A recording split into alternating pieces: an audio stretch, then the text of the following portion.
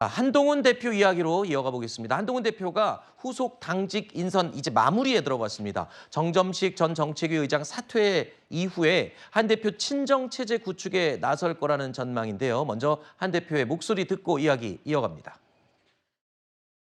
인선은 당대표 권한이죠. 우리 당의 주요 당직자분들은 대단히 훌륭한 인품과 능력을 가지신 분들입니다. 다만 우리 당이 변화해야 되고 변화하는 모습을 신속히 보여달라는 지난 전당대회에서의 당신과 민심을 따르지 않을 수 없습니다. 자, 내일 지명직 최고위원이 발표될 것으로 예상이 됩니다. 최측근으로 알려진 저희 뉴스에일 라이브의 패널로도 여러 번 출연을 하셨던 분이죠. 김종혁 전 조직부총장이 내정이 됐다 이렇게 알려지고 있습니다. 일단 당 3역이 결정이 됐고 이후 마무리 인선이 지금 되고 있는 거죠? 네.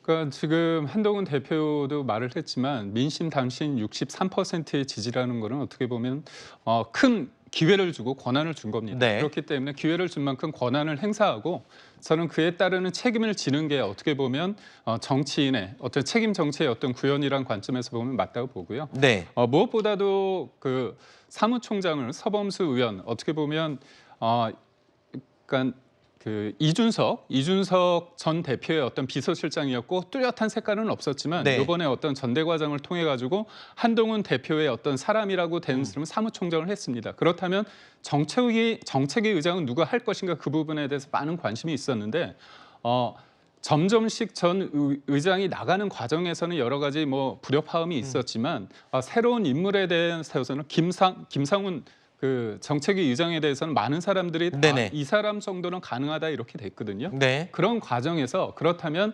한동훈 대표의 어떤 목소리를 대변할 수 있는 그런 정치인이 어떤 누굴까, 지명직 최고는 누굴까 했을 때 김종혁 어떻게 보면 당협위원장이 이번에 됐습니다. 정책위 부회장이 됐는데 제가 볼 때는 우리가 볼 때는 외부에서 볼 때는 5대4를 4대5로 이렇게 여러 가지 이제 구도를 보지만 실질적으로 이렇게 될 가능성은 많지는 않습니다. 그런 관점에서 볼 때 저는 정책위 의장은 친한 친윤의 그 틀에서 넘어설 수 있는 사람을 하고 뚜렷이 지명직 최고를 통해서 나의 어떤 목소리를 대변할 사람을 하겠다.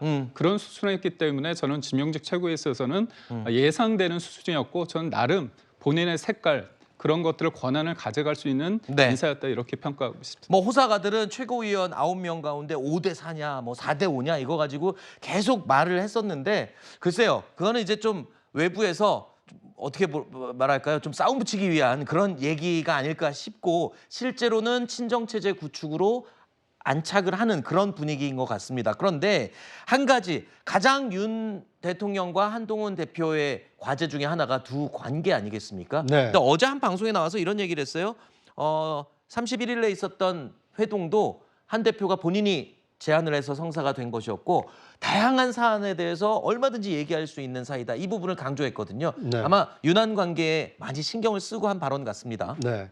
아무래도 이 총선 때부터 누적돼 있는 이 대통령실과의 이 당, 특히 이 친윤과 친한 간의 갈등 국면을 어떻게 한동훈 대표가 극복할 것이냐에 많은 이 분들의 관심이 모여 있습니다. 그러다 보니까 윤석열 대통령과는 허심탄회하게 다양한 어떤 논의를 할 수 있는 사이다. 특히 강조한 것은 사적 관계가 아니라 공적인 관계로서 만났다. 이렇게 강조를 하고 있습니다. 네. 만약 오해를 풀고 이해를 시키려면 최소 3번은 만나야 된다고 합니다. 농담처럼 하는 얘기인데요. 5에서 2로 가려면 3번 정도 만나서 이 잘못된 정보를 수정해야 된다 이런 얘기인데요. 앞으로 윤석열 대통령과 한동훈 대표, 앞으로 이제 당 지도부가 꾸려진 이후에 이 윤 대통령이 만찬에 초대를 했기 때문에 앞으로 이 당과 대통령실 관계가 원만한 이 소통의 관계로 바뀔지 좀 시간을 갖고 지켜볼 필요가 있어 보입니다.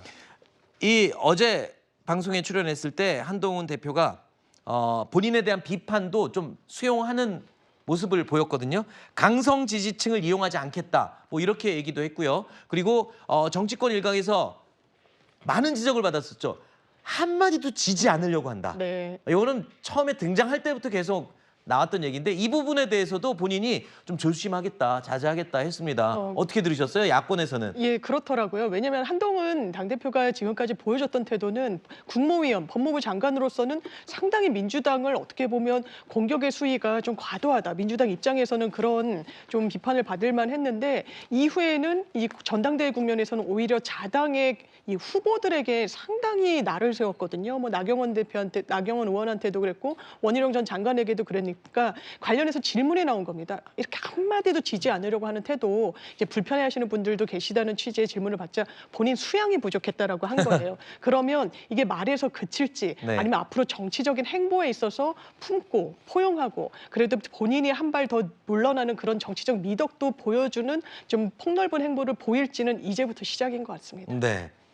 사실 나경원 후보나 원희룡 후보가 후보에게 날카롭게 한 거는 그들이 십자포화를 좀 쏘아댔잖아요. 그러니까 질문도 있었죠. 한동훈 후보도 방어 차원에서 공격을 하면서 그런 게 나왔고 물론 법무부 장관 시절에 어떤 자기의 심지를 보여주는 모습과 당대표가 돼서 정치인이 돼서 그런 모습을 똑같이 보여주는 건 좀 차이가 있을 수 있겠죠.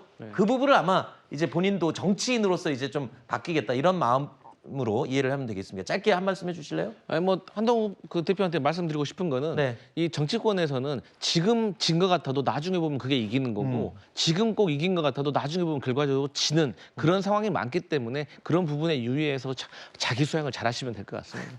알겠습니다.